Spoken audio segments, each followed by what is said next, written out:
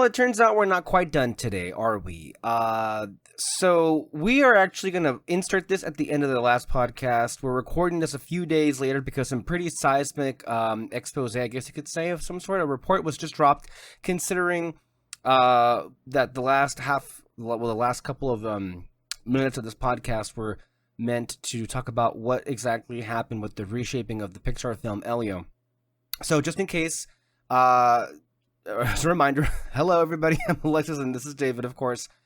We just finished our review of Elio, and since then a lot has happened. I think we actually went to go see it again together, and then I believe literally just the day that we're recording this, the Hollywood Reporter just dropped something as far as like, I'm not entirely sure what the goal here was of this article, because the Hollywood Reporter is a corporate power and oftentimes is utilized by the distributors. So Disney, you have to think to yourself that anytime that there is a report like this that drops, what is it that Disney is trying to accomplish here? And I'm not sure what this does, honestly. I guess I don't know, because this is not one of these situations where we have like a mess of a movie. You know, we need to remind ourselves this is that for the most part, all of us liked the movie. Some of us, and then some people liked it quite a bit. And yet, if you read this article, it kind of gives the impression that the powers that be at Disney and Pixar think like this is such a dumpster fire that they needed to drop this and kind of explain away why things happened. And maybe it is a dumpster fire from the perspective of its box office. Of course, we have said many times at this point that Disney did itself no favors in advertising this movie at all. Again, we had said on the show that, well, why not just incorporate, you know, another alien character from Disney called Stitch, you know, because a near $1 billion movie, Lilo and Stitch, is playing in theaters right now. And of course, that episode hasn't really been made public just yet, but I'm like, the TikTok Pixar account posted something of a Stitch knockoff voice actor voicing Stitch as if he was doing a live reaction to the Elio trailer, which is so incredibly tone deaf and desperate. Now, look, did we say, should we incorporate Stitch in the marketing? Yeah, like 5 months ago. This is something you would do maybe 2 months, a month before. Hell, you do this when the trailer dropped months ago. You don't do a trailer reaction to a movie that has been in theaters for almost 2 weeks. And hey, I gotta say, who's ever running the Pixar TikTok account, they're trying. God, they're trying. They're trying to get people. They even made a TikTok, which I thought was funny. Yes, you can call it desperate, but that was also funny. They made a TikTok of some person that was like basically doing one of those trends where it's like calling out their own fans. So it's like, hey, you say you want original movies. Well, this is the time to go and show your support for original films. So I thought that maybe worked a little more, but still it's like too little too late. And you can tell that these people have been left out to dry to figure out for themselves, God, how can we sell this movie? The one thing that they're doing that is in the right direction is that they know that these days word of mouth means a lot. And so they're using that. They even, I think, they brought on Hector from Heroes Reforged to do a review on the Pixar TikTok account. And so it's like they're trying to get people's like voices out there. And Disney didn't try. And based on just pure speculation, it seemed as if Disney executives in particular had no faith in this movie. Even after the restructuring, they still said to themselves, we're not going to spend anything. And even now, it seems that they are under the impression that it's still a failure because, well, no one went to go out and see it, but no one went to go out and see it because you didn't really act as if it existed at all. And I believe it was somebody who, there was a separate article in a different outlet last week that kind of was like speculating, okay, is it really that the executives were stunned that the movie got positive reviews? Because I'll tell you, and I said this in the podcast, and I've been saying it. Remind yourself that movie executives these days, as well as the people who are in control of everything involving the world of movies, as well as the world of politics and the world as it is, they are not the smartest people in the room. Because I bet you something, I totally buy that these people were stunned that the movie got positive reviews. Yeah. Remember, these executives constantly think that the wrong movies are their best things. Remember, in recent years, David Zaslav, God, that marathon of a marketing campaign to get The Flash out in theaters, saying it was and even getting James Gunn to say it's the best movie ever. Yeah. Last year, Bob Iger was like, "Oh, Moana 2 was wonderful. It was bragging about out-of-house animation. Wow, we made this for cheap and it looks almost pretty good." That was not great at all. They were trying to sell. Oh, God, David Zaslav didn't even have he didn't even think that Barbie was a good movie, and that ended up being the single highest-grossing movie in the history of Warner Brothers. Mm-hmm. Constantly at every turn, these people have no idea. Remember, Kevin Feige and his team, they were shell-shocked that Ant-Man and the Wasp: Quantumania got the reviews that it did. Mm-hmm. They thought it was one of their best. So constantly, these people, they have no idea what they're doing. And I could totally buy that they thought that this was a bad movie, even after the restructuring. Because clearly, and before we even did anything, as we were saying in the earlier speculation, our speculation is okay, something went wrong, obviously. And I was saying, based on what I could just read between the lines, Adrian Molina was asked to step down. It isn't quite accurate, but it was more along the lines that he stepped down and he went onto a different project and then they kind of took it over. I want to get this out of the way with first. I do feel like this is a weird situation because how this would usually go is, oh, the movie was bad, and now here's the expose about why it was bad, and now we're going to hate Disney even more. I think Disney looks pretty bad coming out of this. And I think Pixar, too, looks pretty bad coming out of this. So I don't know. Again, I don't know what this is accomplishing. But it's also why this is a weird situation and complicated is because somehow, through and thanks to the work of the two directors, I believe it was Domi Shi and I believe Marianne. I forget the other one's name. She's not as well known to me anyway. She's we'll get into her name, but she was from Burrow, the Apple animated short movie. They were still able to pull off a good movie. And if you look at the scores, an A Cinema score, 81% Rotten Tomatoes. I mean, everybody who has seen the movie for the most part, the worst thing that I've heard people say is that it's fine. Yeah. No one has said it's a bad movie. Mm-hmm. It's seemingly the only people who thought it was a bad movie was the Disney executives.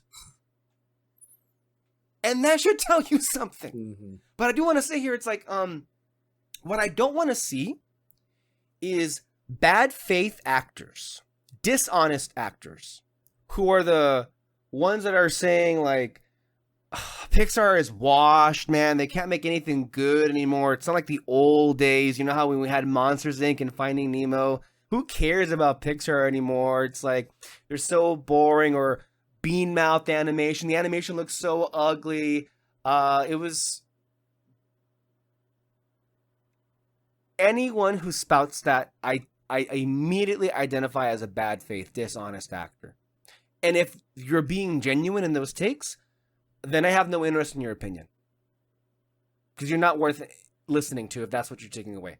I can't even believe that there have been a number of videos who have been blaming the animation style of Elio as something that has hindered Pixar. And they're using Turning Red and Luca as other examples of failures. And I have to remind everybody, Luca and Turning Red were massive, massive successes on streaming. And they would have been massive successes at the box office if Disney had allowed them to be. And they were not. So they're going to use Turning Red and Luca as a comparison point. That there is no comparison. And a lot of these people, mind you, clearly think that Turning Red and Luca are not very good movies. And that have not made any kind of impact. And they could not be more wrong. Mm-hmm. Luca and Turning Red already have massive fan bases. I was there at Pixar Fest last year, everybody will tell you was a bust or whatever. I don't care. People loved those characters. Even Soul, like, got a lot of like, woo! You know, when the parade happened and all those characters came out, like they love. So, and I can tell you already, people are loving Elio. The ones who really love it, and it's going to be remembered. Like, I don't know how they did it, but through what we're gonna read right now is very shady and very bad. But somehow they pulled out a good movie for a change. And this is why it makes it complicated. But just to put that out there, I don't want this to take away from what I think clearly we both perceive to be a good movie in the end. I think perhaps we could tell that there were some last minute stitching together behind the scenes. And I think the article may kind of illuminate us as far as like how last minute things were. Mm-hmm. Before I read any of this, David, do you have any initial impressions off of the little snippets that I sent you over earlier in the day? I know usually we don't like do a whole let's record something to add to the last episode thing, but this kind of, we're not going to have a podcast in a while, and we needed to get this out. I needed to air this out because I feel all kinds of feelings. No, yeah, it's a really weird one for sure. Because you mentioned like they didn't expect this to be good. I don't know whether or not they expected it to be good, or maybe they thought it was going to be a success. But this article that's coming out, this is definitely them trying to basically just shift blame away from themselves and all that. But for one thing, it's not working again because this has happened with Snow White and the Marvels and everything. I don't know. But this one, though, is for sure like, wow, you are desperate to shift blame for sure, aren't you? Because, yeah, Elio's not doing great in the box office and all that. But that was basically to be expected. Not because it's like, originals aren't doing well. It's just that you fucked up on streaming your last Pixar movies and all that. And so that's why they want to shift the blame. And so because as long as they want to shift the blame away from themselves and from streaming because they don't still want to admit that they're the problem and all that. So it's absolutely insane for this article coming out, and just all I read like maybe one or two of them, but yeah, it was just kind of insane. The reasons why they think it was a failure and all that. And then also too, whenever these things come out, like the blame just always goes back to them, and not because we know that they're shifting blame, but it's because these were your guys' decisions. Like any sort of change, yeah, the writers are just trying to do their job that you told them to do. So in the end, all blame just always goes back to you. To the executives. Yeah, so again, usually it's like as you said, you're trying to shift the blame somewhere else, and it's just not working this time. I do want to say something though real quick at the top. Daniel Howitt from the Next Best Picture team tweeted this out, who enjoyed the film. He said, Elio scored really solid reviews. To argue that Molina's original version would have fared better at the box office makes no sense at all. It's fascinating to hear the behind-the-scenes breakdown of how Elio was reworked, but I take major issue with the article's final thesis. And the thesis of the article is that Molina's version was way better, and Disney fucked up this movie. It's a really hard thing to argue that, again, when you look at the scores and the reviews, and you have a really good movie on your hands. Mm-hmm. And what this, I think to me, as a fan of the movie, obviously, it kind of makes me feel shitty because if it comes across as like you're taking a shit on this movie. And I could understand that if it was Lightyear. Yeah. Hell, I would welcome it if it was Lightyear. But this movie? Mm-hmm. And look, I'm not saying, and we're going to get into it, Adrian Molina robbed? Yes, he was. And was he fucked with? Yes, he was. Did Pixar screw him over? Yes, he was. Pixar in this article really came across like pussies. Just basically knowing what Disney's not going to let them do. And so they're basically policing themselves. Not even trying to get anything past Disney. And then the article, again, this is how you know that Disney approved of this, because the article is trying to give a different perspective, that defending Disney as if like, well, it wasn't Disney that said that put the don't do gay, don't do queer thing. Pixar did it on their own. And in that same article, in that same paragraph, it goes on to say, well, yes, Disney didn't tell them. Pixar did it on their own to de-queer the movie and the character.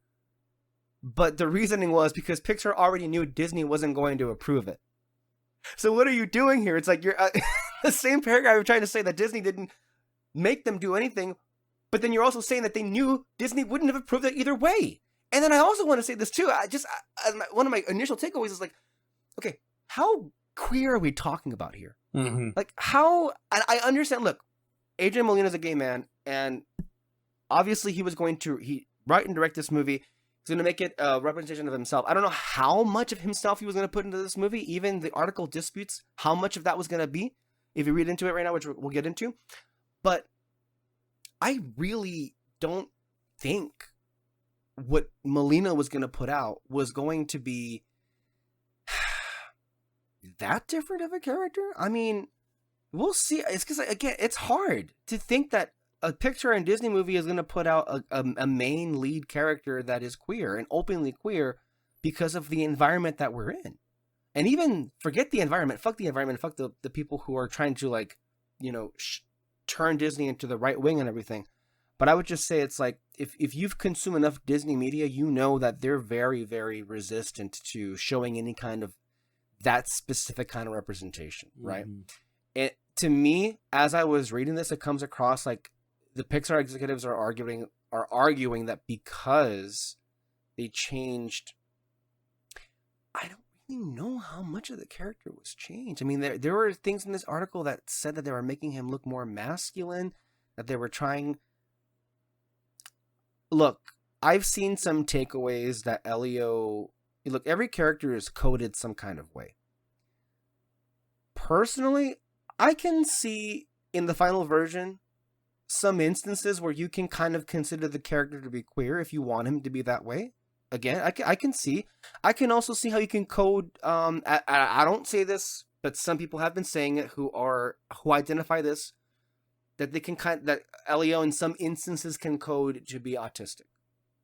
I'm not saying it. I'm just repeating what others who identify as that can say. Again, every audience can like take away what they want to from a character. We've been down this road before, okay, and we'll continue to go down this road. It's totally fine. But this is really complicated. So let me just go ahead and get into this before I do want to say that Daniel Howitt ended saying that that's also not to say there aren't very clear issues with Pixar's apparent fear of political blowback on all fronts. They've got to figure out how to deal with that if they want filmmakers to tell honest stories, and that's a very good point there. So this is where we are. Hollywood Reporter's headline: Inside Elio's catastrophic path. Catastrophic. Mm-hmm. America Ferrera's exit and director change and erasure of queer themes.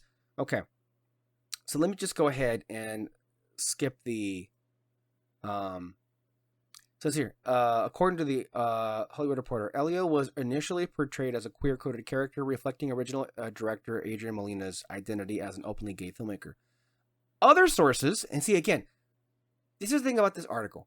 There are a couple of sources, but they're not saying the same thing.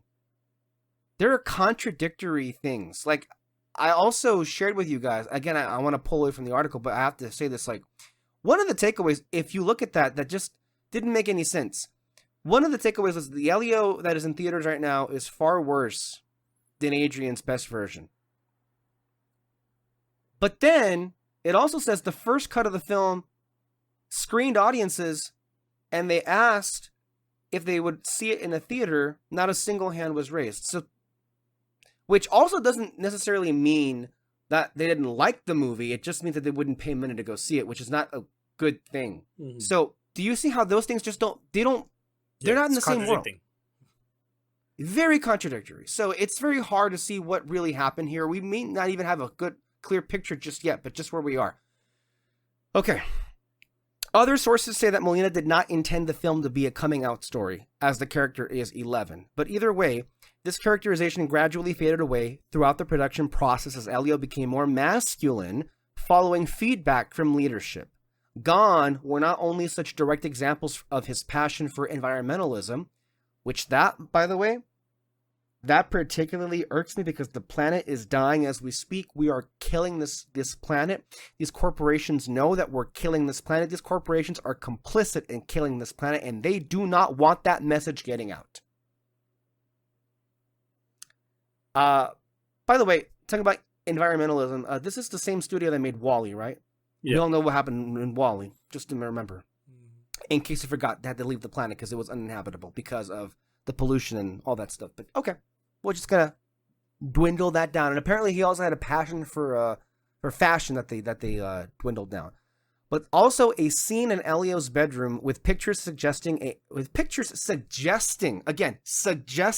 male crush. Which, by the way,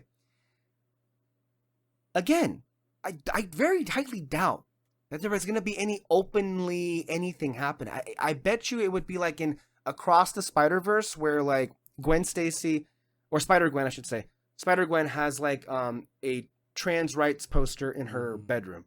That's all it was. Yeah.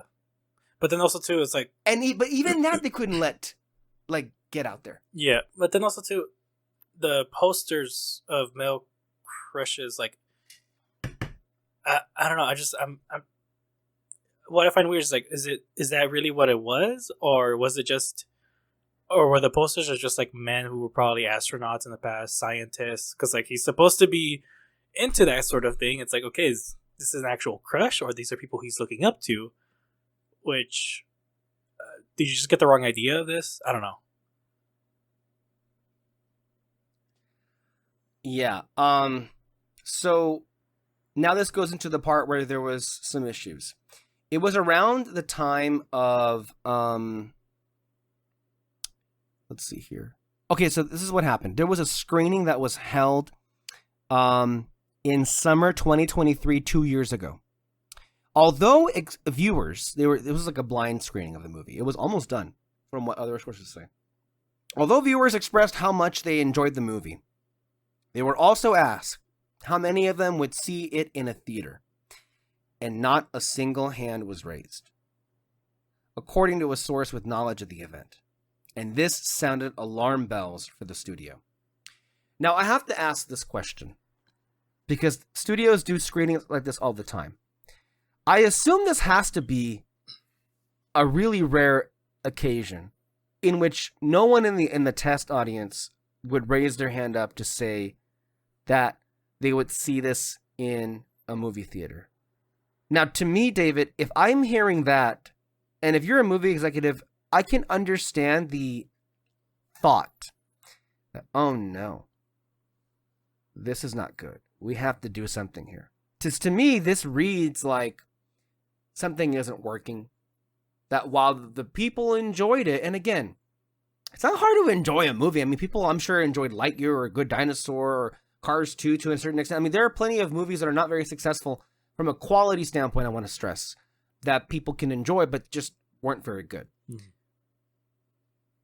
I do have to wonder, though.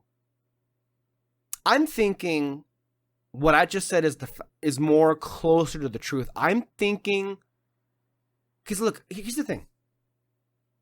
I keep replaying in my head the first teaser that we got. I like Elio as it is right now, in large part because of its message and the theme of Are We Alone? I think that's like the best thing going forward, and tying everything into that theme. Now, you correct me if I'm wrong here, David, but if you look at that original teaser that we got 2 years ago, to me, that's completely absent. Mm-hmm. That's not the same movie. Yeah. Not even in like, oh, there were like these huge differences.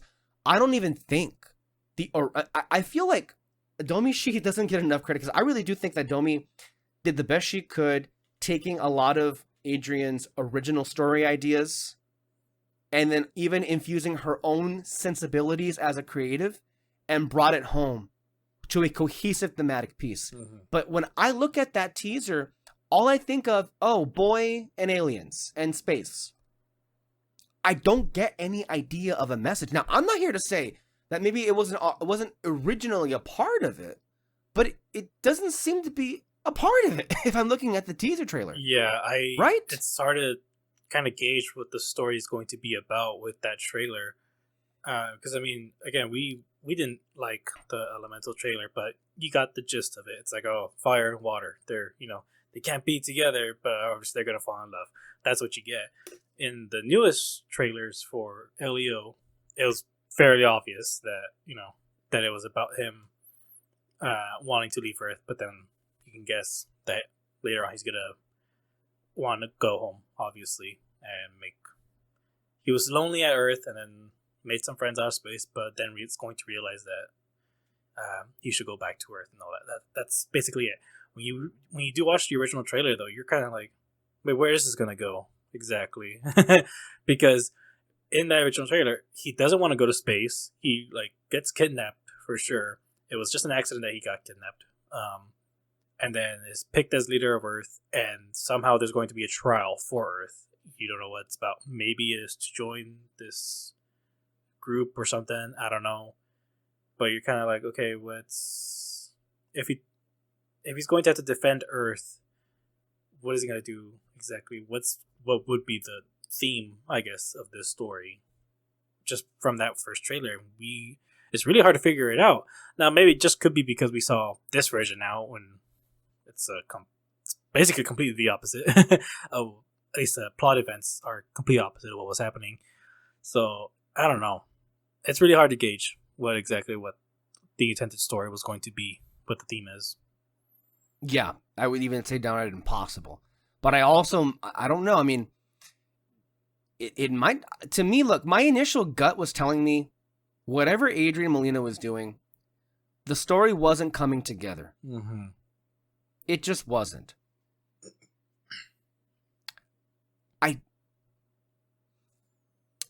This doesn't make Pete Docter and his fellow executives look that great, but part of me just feels it rings a bit untrue to think that Pete Docter thought that part of the problem was the identity of Elio, and that they were beginning to strip away queer elements from it. That I don't know, but anyway, it's overall though, it's very hard to blame executives in the one instance where if you screen this movie and not everybody wants to go see it, that's a problem. I will say though, something needs to be said for the fact that, as we have been saying, Disney has been conditioning their audience to expect that original animated movies of this scale are no longer worthy of being seen in theaters. Mm-hmm. And that they now expect it to be on Disney Plus. So I wonder if that has set in. And if that's the case, yeah. Okay. As we were going off here, it was around this same time that Molina screened his latest cut for the Pixar leadership. So the first screening was with the test audiences. It wasn't well received there. I mean, again, they enjoyed it, but they would not one would say that they would pay money to go see this movie. Then he screened it again for the Pixar leadership. There are differing accounts. This is the thing that makes it so hard. It's like, not everyone's saying the same thing. So there are differing accounts of the exact feedback that Molina received from Pete Docter when the lights went up. With rumors circulating in some of the studio's circles that Molina was hurt by the conversation.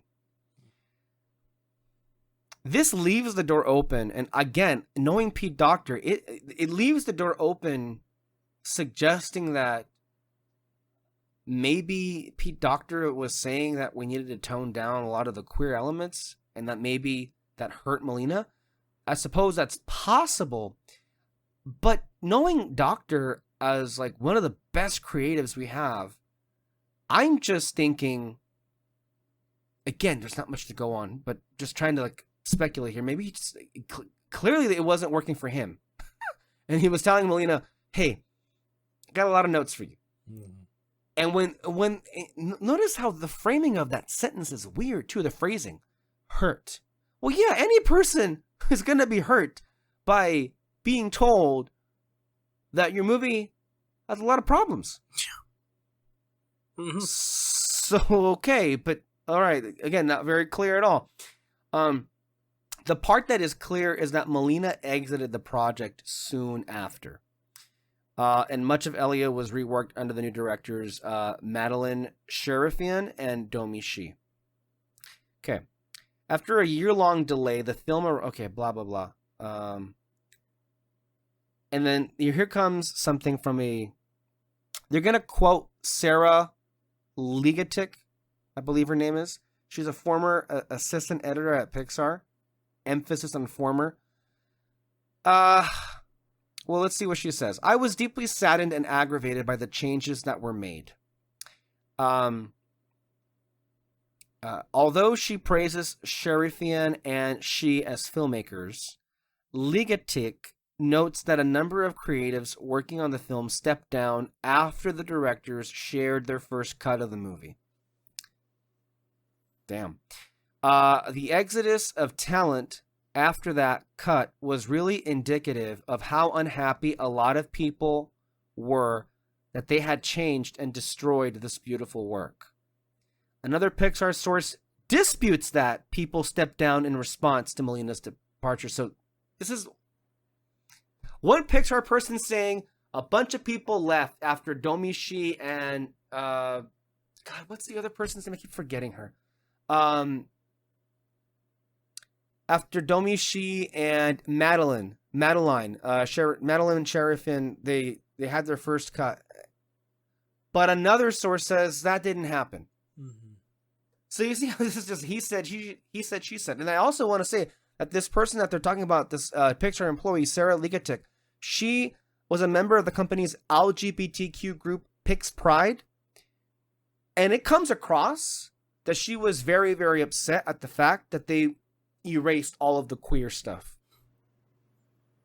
And it comes across that because of that, and because that's really messing with Melina's personal identity, that she was very much disgusted by it. And yeah, she's right to be disgusted by that, of course. But it doesn't give off, oh, it was such a bad movie.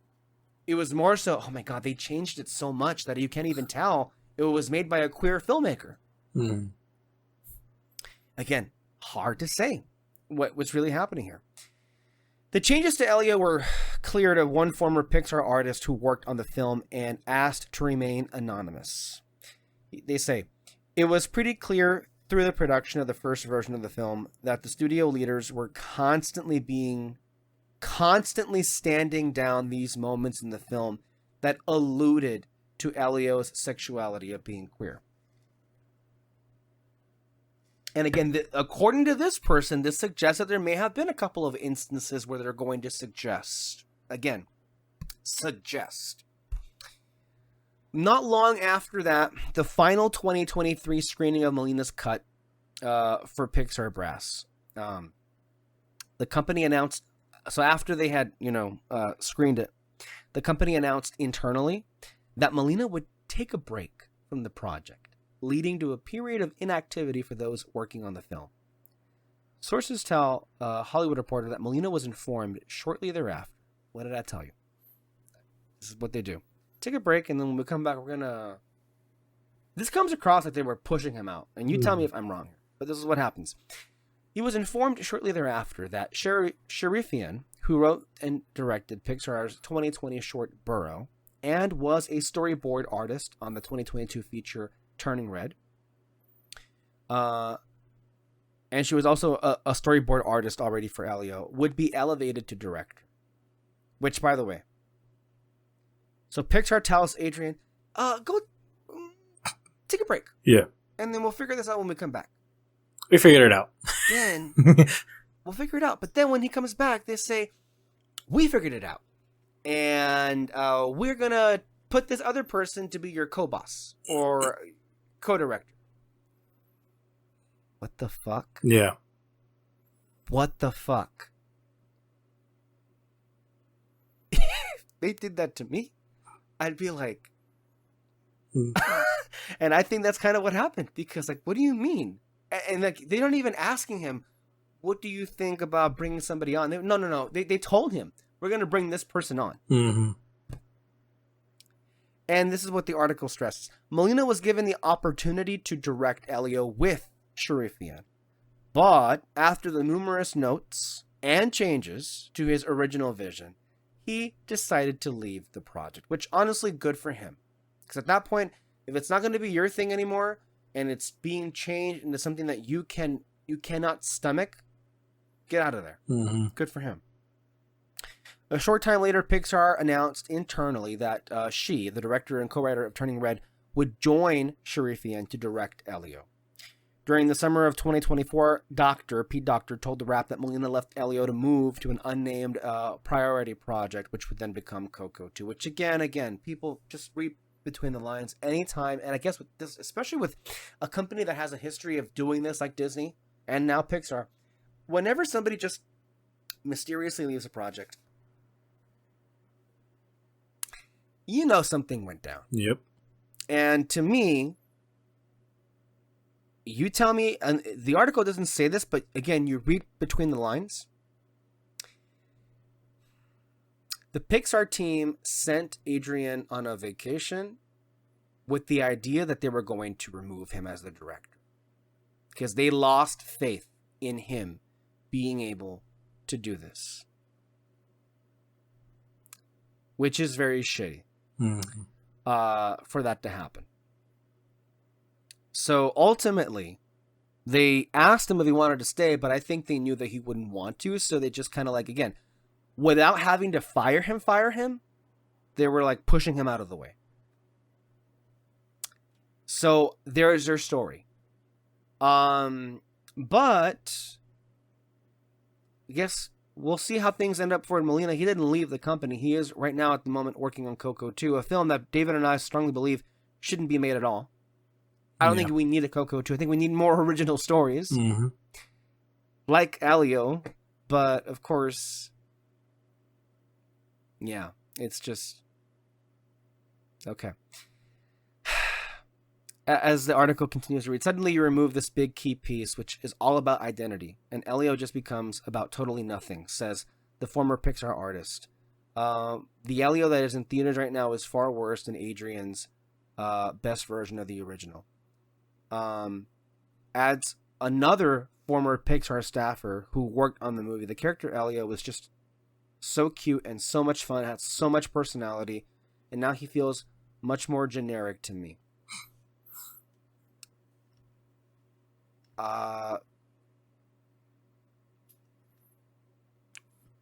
Again, these are people who are speaking from what they've seen. But can I just say, David, I really take issue with these two Pixar employees or staffers, because I don't know what movie they're talking about, but like now they're saying that Elio was basically just saying that Elio is about nothing. Yeah, that's... Did you see the movie? Mm-hmm. The final version of the movie? And then they also say that Elio was just so cute and so much fun and had so much personality. Did you watch the final version of the movie? Because that character was just like jumping for personality and character. And am I wrong in thinking this? Like those comments don't seem to be characterizing the movie that we experienced. Mm-hmm. No, yeah, just they're completely wrong. Elio is actually a really fun character.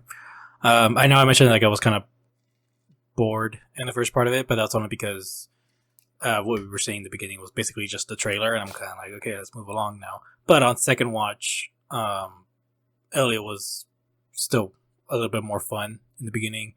Got more fun later on, especially with Gordon added in.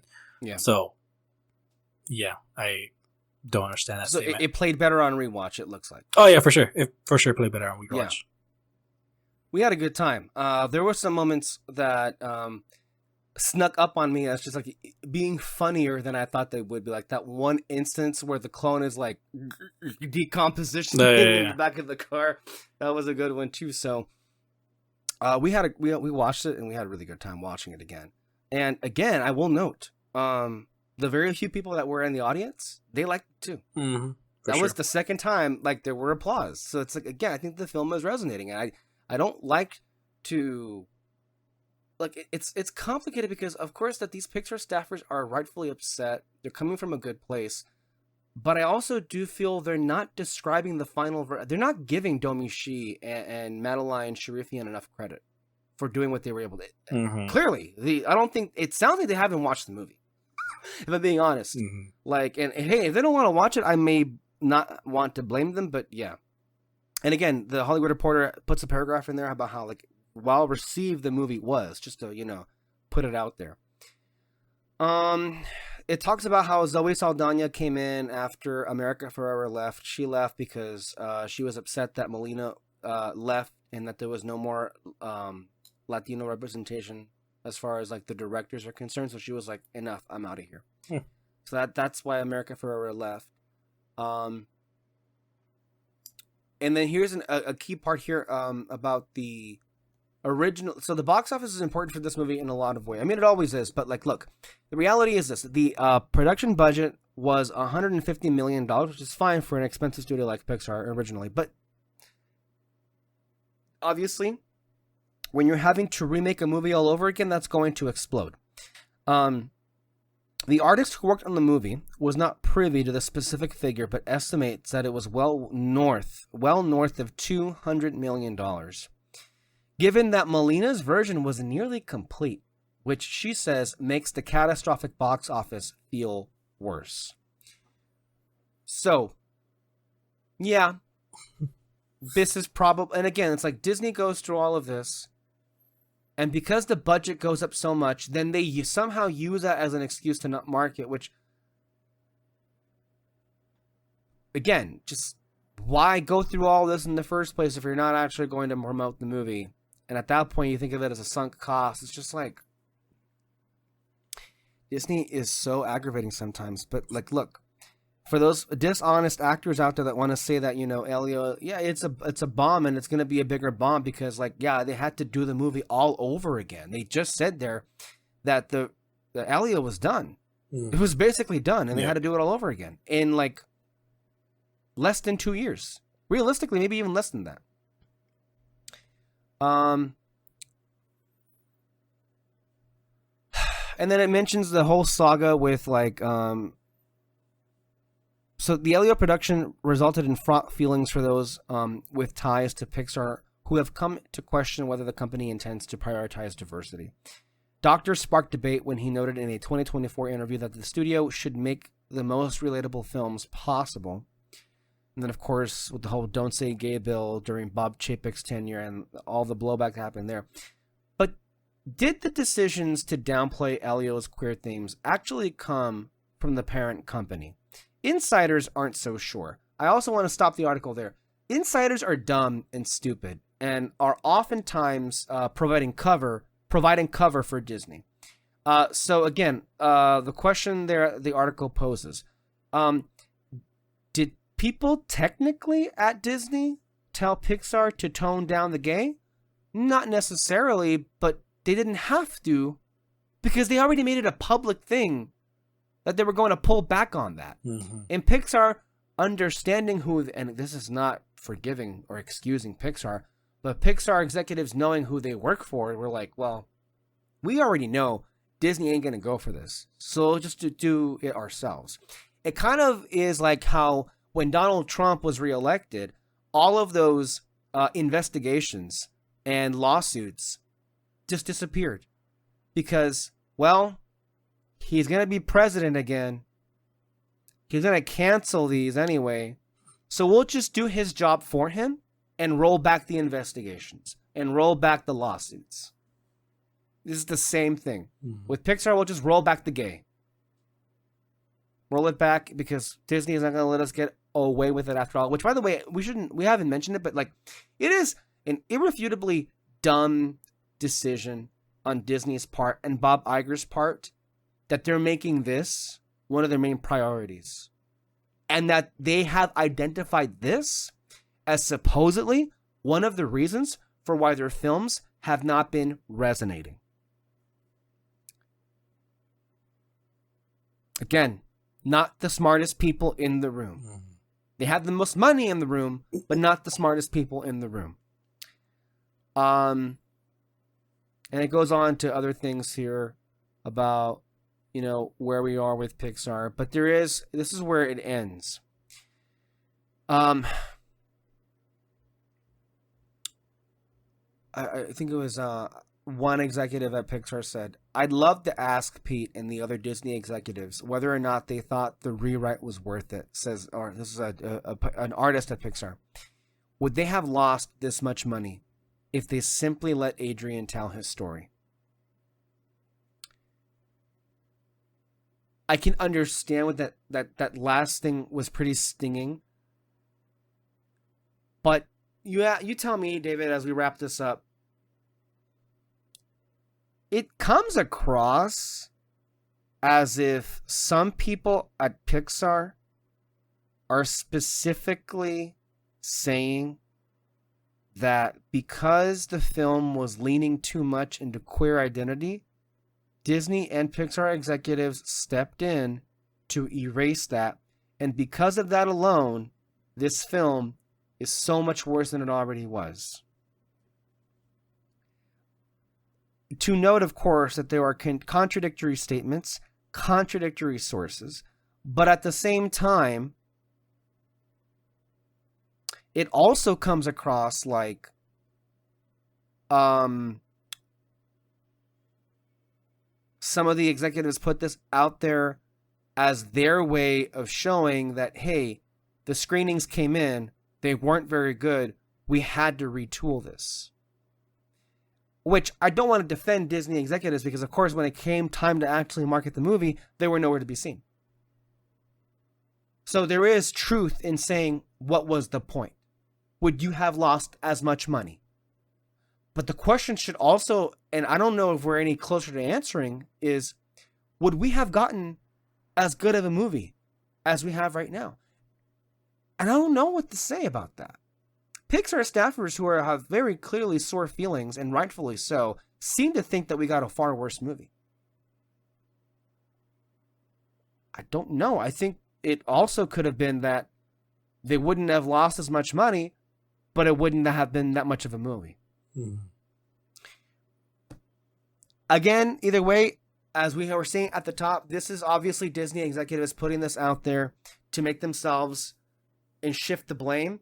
But of course, because you're not going to win any argument, and it's kind of sick to think that they probably thought that they would get away with this, or that nobody would care anymore. Again, this kind of shows you the brain rot in movie executive and Disney executive mentality, but they probably thought to themselves that, oh, people already know that we don't want like gay or queer or any of that in movies, so they're not going to care about that. They probably thought that they were shifting the blame on Pixar executives. Again, this is what I told you on the podcast earlier. It's like every time there is a Pixar success, Bob Iger, you're an amazing individual. Look, all the money you're making. But anytime we have to have a Pixar film that doesn't do as well, we can't even mention Disney. This is all Pixar's fault. Mm-hmm. Notice how the headline of this article was like catastrophic box office performance. Did this article make any mention at all to Disney not even bothering to put through a real marketing campaign? Mm-hmm.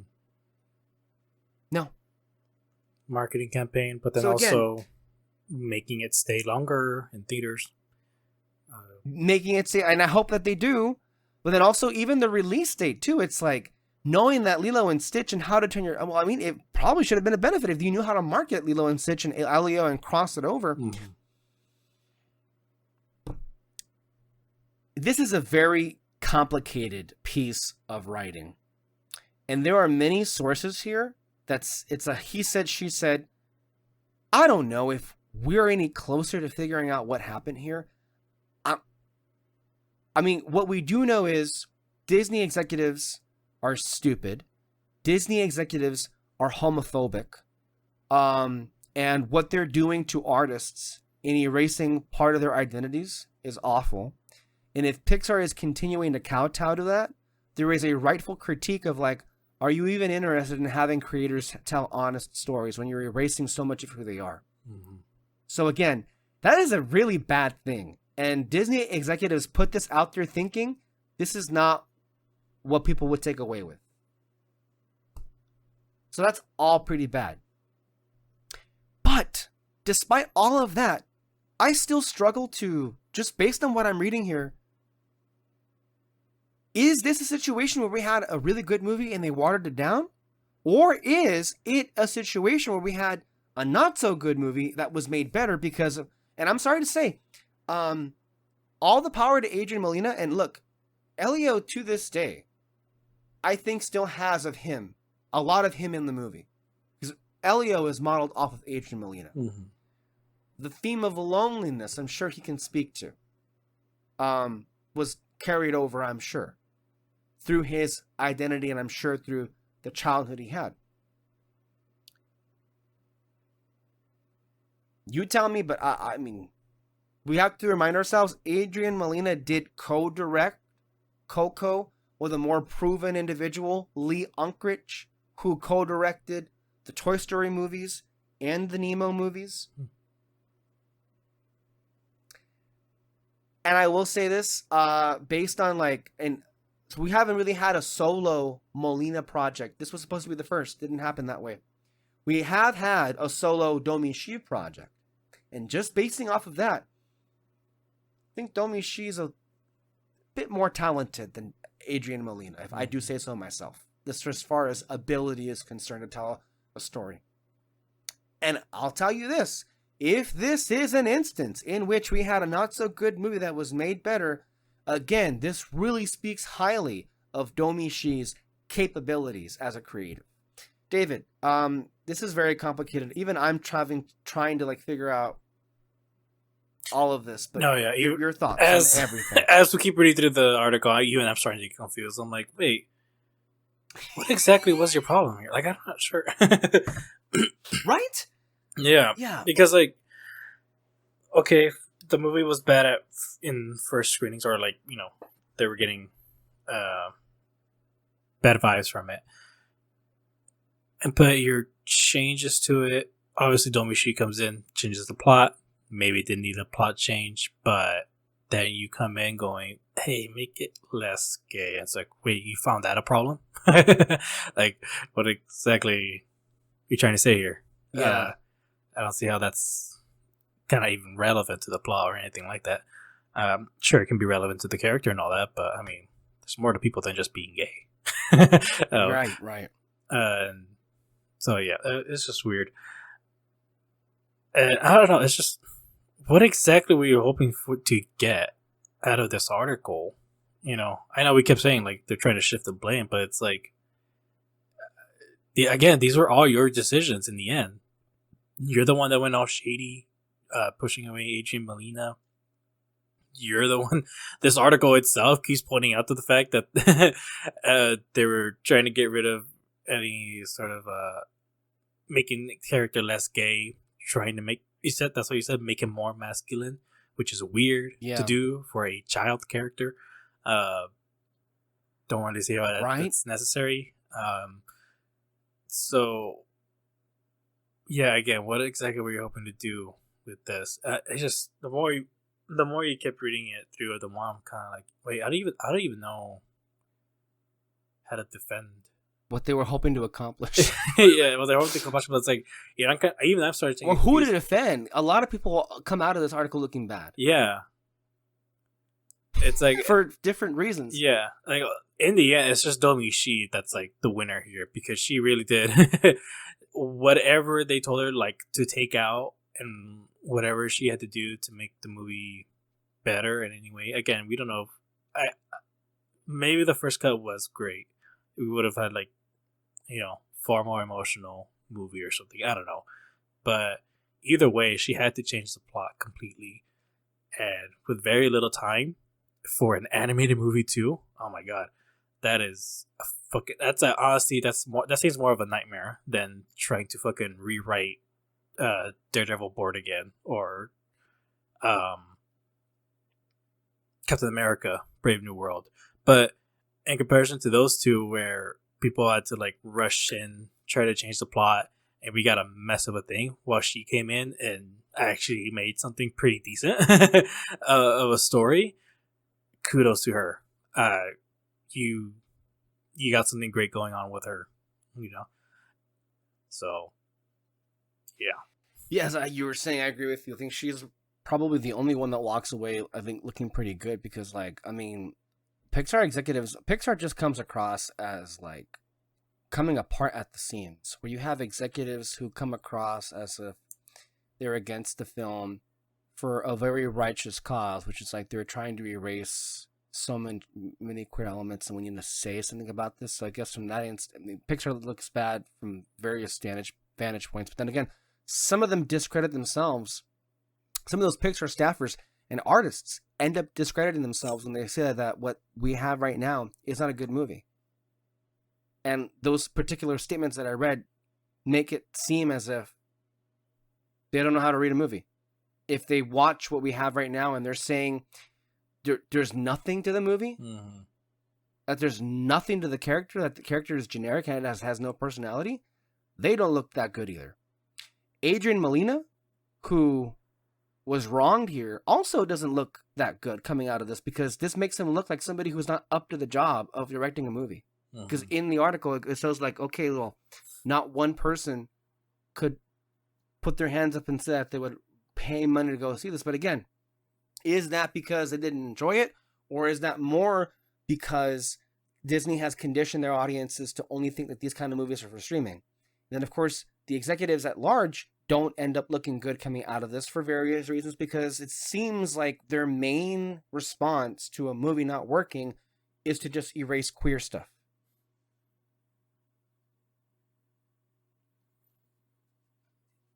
This is a mess. This is a really, really big mess. But usually when these kind of articles happen, they come out in response to a film that is like a Frankenstein's monster of like what went wrong, like one that is so obvious. I think of like Justice League is one of those examples of like what went wrong here. Like when you watch the movie, you're like, I think to me still Justice League is like maybe the best example of like watching a movie knowing that it's been fucked with and you feel it and you see it and it's not working in real time as you're watching it. That's why there were all these exposés about like what happened, what went down. But this is strange, because this is a response. This whole thing seemingly came about. This article even going up there is coming about because Disney seemingly is under the impression that this is a disaster, and from a box office standpoint, it is. But again, this article just kind of didn't really do it. If your goal was to shift the blame, saying that the box office performance is not our fault, that didn't help you. But it also doesn't look good when you're legitimately believing that what most audiences consider to be a really good movie, here you go and thinking, here's why it sucked. Huh? So from like every layer imaginable,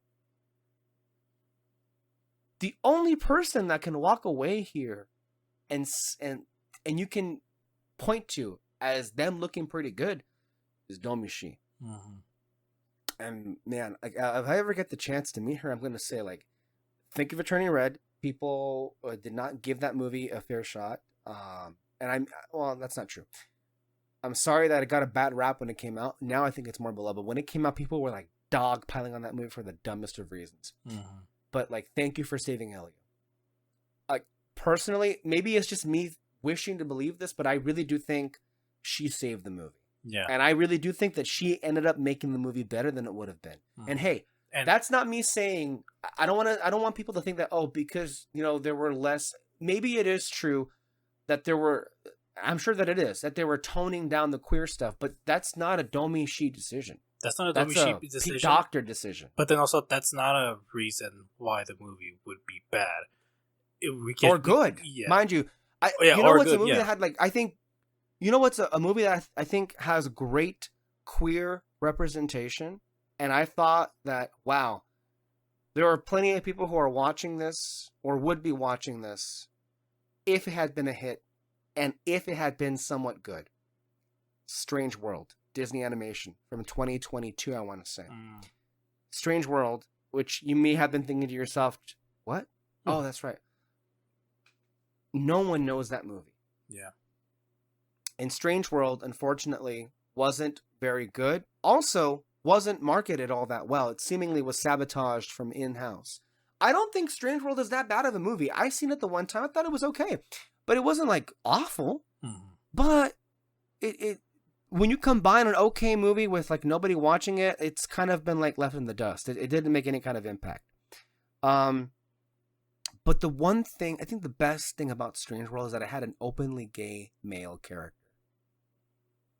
I think that was a true step in a new direction for Disney. And of course, that comes at the exact same time that there is a rising hatred of trans people and gay people. And of course, Bob Iger is coming back in power at this time, and he's listening to the Go Well Go Broke crowd, thinking that that's the reason why their movies are not doing well. So, again, as soon as one movie goes out there and takes a limb, all this other shit happens, and it changes the direction of where the studio would want to go.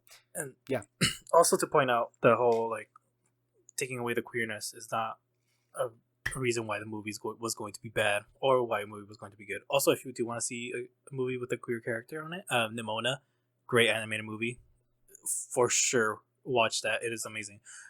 But which, by the way, was trying to be toned down by Blue Sky, which was purchased through Disney, and Disney was trying to tone that down too, which is why they canceled it and why Netflix had to pick it up. In case you forget the history there, but there's that too. And that, by the way, that was years before this rise in like homophobia and transphobia. This was like in the late 2010s when it was much more culturally acceptable, I guess you could say. But go ahead, as you were saying.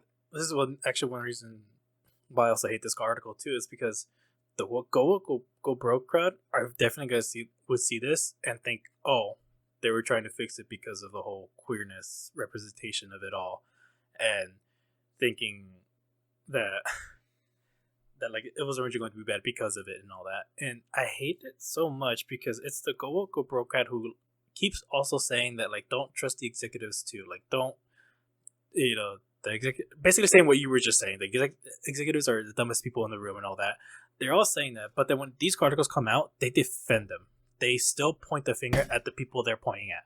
It happened with Snow White, where the whole Rachel Zegler thing coming out, and they still kept pointing the finger at her. And they know too that those articles are them trying to shift the blame, but then they keep going back, pointing the finger at someone else. And it's like, what are you doing? I thought, like, why are you contradicting yourself? Why are you why is this the hill that you still want to die on? Of pointing the finger at someone else instead of the executives. Like, stop doing what they're tricking you to do, or I don't know. And it's just so annoying. This is another reason why I hate this article too. It's like, oh my gosh, you're trying to shift the blame again, and the wrong people are going to take this as going to defend them, basically. And it's fucking annoying. I pointed out in this episode, it's like Rachel Zegler was not part of the reason. Well, was not a big reason that the movie failed. And this movie, it's not even because of the story change. It's not because of the queer representation or anything like that. It was just bad marketing. Them putting Pixar movies into streaming. People didn't want to go see it. The only thing that's actually kind of saving this is the good reviews. So, keep doing that. You should have supported it, but now you just I think you just shit the bed with this article now. I don't know. Oh my god. Yeah, that's one of the things I was thinking about too. Is what are people gonna take away from this? And that's also part of the conversation that's scary because we're living in a moment in which, like, well, we can't even agree on what's real or what's fake anymore. Mm-hmm. And I don't know how this is going to be received.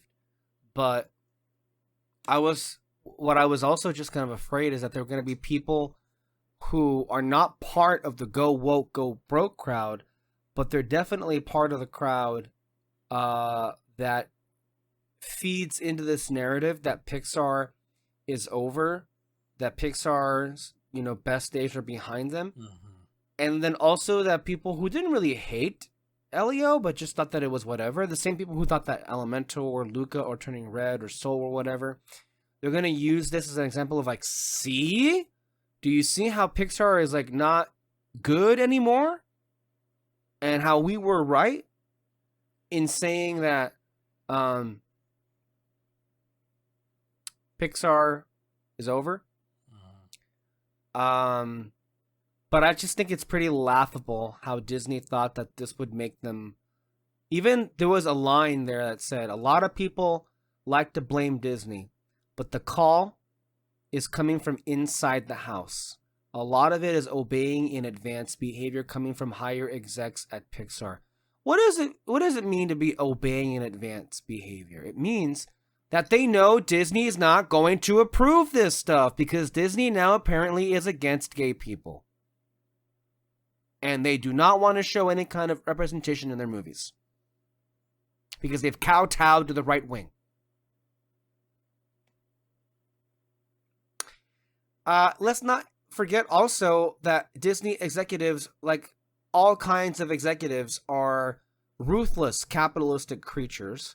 The president and CEO of the Disney company, Bob Iger, donated to Donald Trump's inauguration. If we don't want to forget that little fact, by the way, in case you forgot about that, the same person, by the way, what a craven, backstabbing individual Bob Iger is. I want to say, like, how he came in, like when Bob Chapek was like supporting the don't say gay bill, and Bob Iger was like tweeting, "How dare you? How dare we we turn our backs on our LGBTQ employees."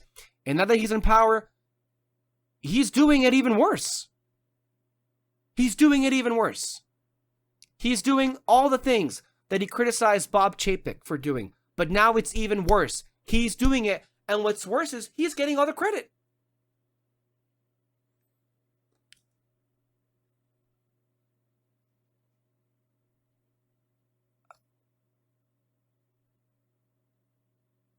I do want to say, I wish Adrian Molina well. Mm-hmm. I want to say again that even though I'm happy for the movie that I got, and I think he still is a big reason why the movie is good in the end, the story idea came from him and his personal identity, and we want to thank him for that. I'm sure he wanted the idea of Are We Alone, like, type of story and everything. It just... Yes. For some reason, I'm maybe sure that the couldn't... theme of isolation was there. Maybe it wasn't communicated as well as it could have been, perhaps. But I'm sure the idea was there because isolation and feeling like you're all alone when you're a queer child, especially when he was one, I'm sure that was part of it. But the theme, and I think that theme is alive. So I really do think Domichi, again, not only did she make a good movie in the end, I do think that she was doing the best she could to like follow through with what the themes and ideas that Adrian, contributed to it. And I also don't want to make him like seem as if like this person that wasn't capable. I wish him the best. I wish him well. I wish that he was doing something else that was original. He's doing Coco 2 instead, which, again, I want to remind you, I refuse to believe that Pixar of their own volition greenlights any sequel that's not Toy Story. I'm pretty sure that any sequel that they're doing is because Bob Iger said, we need a sequel. Put it right now. That being said, I hope he puts out a good movie. I hope it works better for him. Because I want more from this person. And I'm more interested in what he has to say. No disrespect to Peter Sohn. No disrespect to Dan Scanlon. But I do feel we need better people and better talent elevated. I point to Enrico Casarosa. I point to Domi Shi. And Adrian Molina was in that company too. I hate to think that he made a cut of the movie that wasn't very good. And I want him to do a good job with Coco too. Which again, it's hard to say because like you tell me this, but like here's the irony of all this. I thought that the sequels for the most part in the 2010s, whether it be Cars 3, Finding Dory, Monsters University, Toy Story 4, and Incredibles 2 has its moments. Incredibles 2, I think, is bad because it is such an inferior sequel to Incredibles 1. But it's not a garbage movie on its own per se. It's just like when you think of the legacy. But still, I think it's not that good either. So I don't want to think about Incredibles 2 in this instance. But let's just think of the other sequels. While I think those sequels had a far easier time of justifying a reason to exist, because I think for the most part they pulled it around and still were good movies in their own right. I'm very nervous that this is not going to work the second time around, because I'm sorry to say, but I think you and I are still of the same mind. I think Inside Out 2, if Inside Out 2 is indicative of the kind of sequel we're going to get with Toy Story 5 or Coco 2 or Incredibles 3, yikes. Yeah. Because Inside Out 2 was such a rushed movie that ultimately didn't have very much to say. I don't know what happened with, I think people, we're in the minority, you and I, David, because people love that movie and they were so like swept up by it. But to me, Inside Out 2 is one of the emptiest movies Pixar has made. Maybe the emptiest. I think Inside Out 2 legitimately may be in the bottom 3. Oh yeah, I agree. It just, Inside Out 2 just felt really unimaginative. There was so much potential that you could have done with that franchise specifically, and it feels kind of like you took the cheap way into making this. I never liked the idea of anxiety being a new emotion. You had all the emotions right there. You could have played with them. Could have done more with them. Fear could have been anxiety, and I don't know. It just felt like wasted potential. And the same thing with Incredibles 2. You had something cool going there with the idea of trying to bring back superheroes within this world.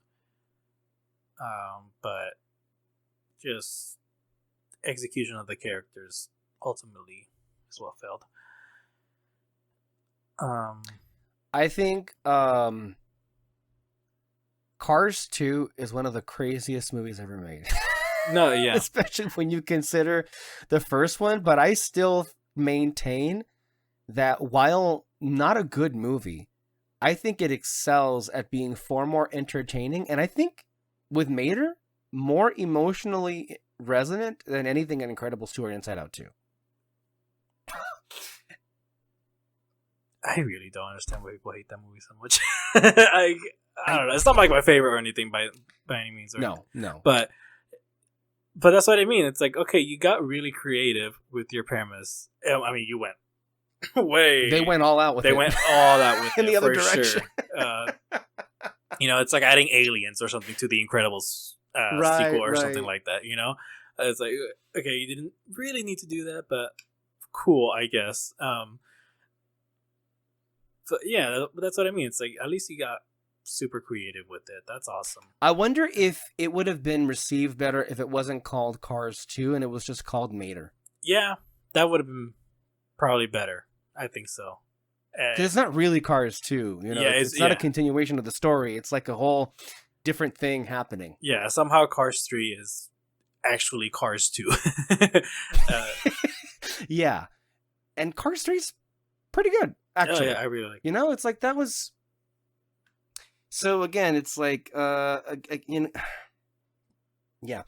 One other thing about the Elio article, and I wanted to point out, we talk about Eric Goldman a lot on the Shield recast, so he actually retweeted the article, and he's pointing out he's taking issue with one of the narratives about like whether or not Molina's original Elio would have been doing better right now.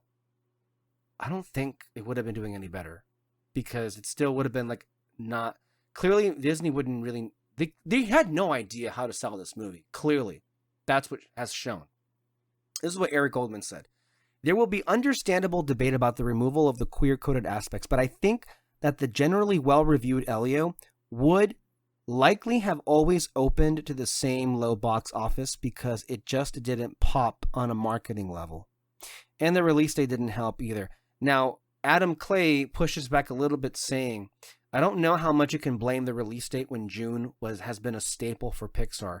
They've thrived in that month, even against other big competition. I will say this, what makes this June very different is I don't remember a Pixar movie having the kind of specific family film competition that Elio is facing.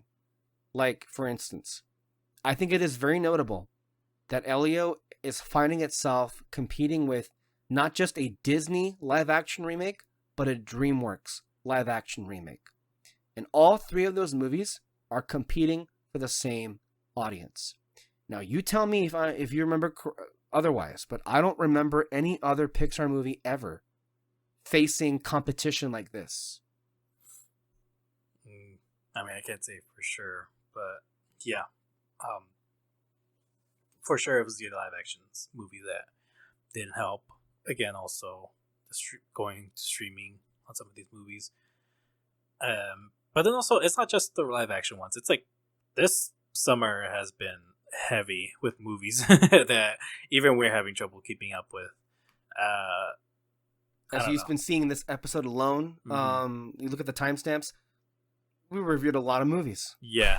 And there's still a lot we haven't gotten to that are playing right now as we speak, and there will be more on the way. It feels like it was, I don't know what was happening, but like for months, from like February all the way to like April, there was like nothing coming out, and it feels like everyone just saved all their movies for like right now. And I mean, to be fair though, too, it's like these are, I would consider, summer movies. Kids movies. They're on summer break and all that. That makes sense. Superhero movies, yeah, you put them out in the summer, so it makes sense. But this is so much. Usually, I get worried about this at the end of the year, where they're putting out all of their Oscar nominees and everything. Which I feel like some of them could have waited for that. Life of Chuck. Some of these could have waited. Like Life of Chuck did not need to be in the summer. Yeah. You needed to move that to the fall. It was a fall movie, not a summer movie. I think you could have waited. I mean, it's cool for us as fans of Life of Chuck and Elio that we got that Carl Sagan crossover, but that's a really cool thing. But still, Life of Chuck, no one is talking about that movie. Yeah, because there's so many other movies to discuss, and no one's even watching it. Like Life of Chuck should have been a fall winter movie. It should not have been right now. I don't know what the hell Neon was thinking. And then there's some other ones too. I mean, Megan 2.0 is from what the trailers look like, it looked like a summer movie for sure. But I feel like you could have waited. Yeah, but still, but Megan, I don't know why they didn't just go for January again. January worked out so well for the first Megan. Oh, okay. Should have. Then yeah. Yeah, that's what I mean. It's like Megan, the original Megan was clearly Megan 2.0 is not really a horror movie. Oh yeah, for sure. So yeah, that's what makes it different. But still, I think it was a bit foolhardy to think that it could go up against this kind of competition. And then again, here's the thing: these next 4 weeks, what's coming out? Jurassic World Rebirth, Superman, Fantastic Four. Those ones they're gonna sweep for sure.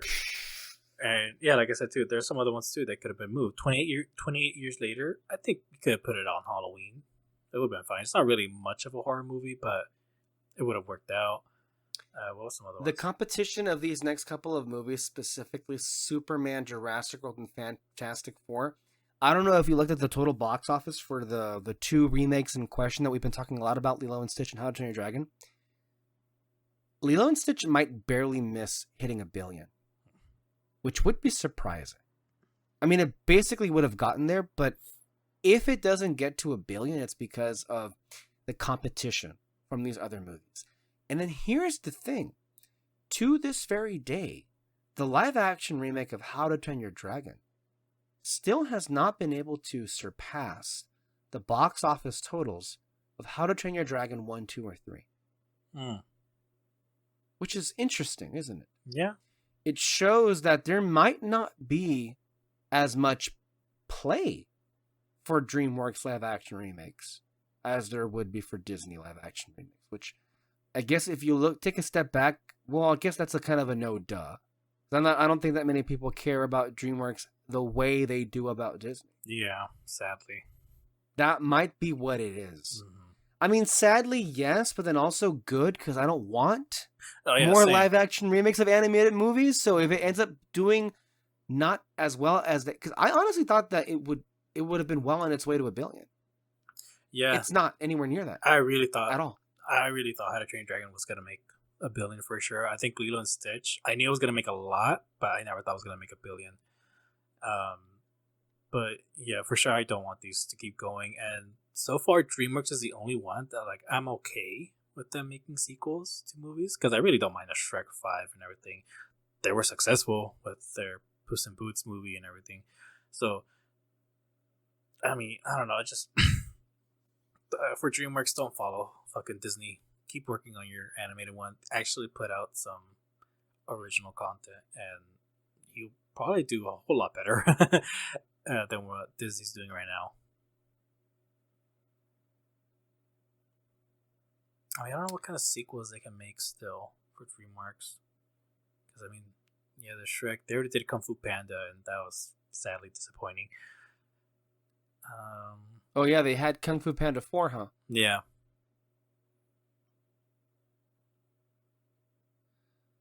Okay. I think we're going to go ahead and end it off here. I want to thank everybody again for tuning in. I know this has been a very long podcast. We're probably sticking this at the very end of it. Or you may be watching this as its very own video on YouTube. We'll see how this ends up. But thank you all for tuning in. We both really enjoyed Elio. And we hope to see it be remembered well. And we hope to see it do good at some point. But this was such a huge story that we thought that we needed to dedicate as much time as we have been. Because as you just saw from the reading of that, it was very extensive, very elaborate, and then also at the same time, very confounding. And not at all clear still.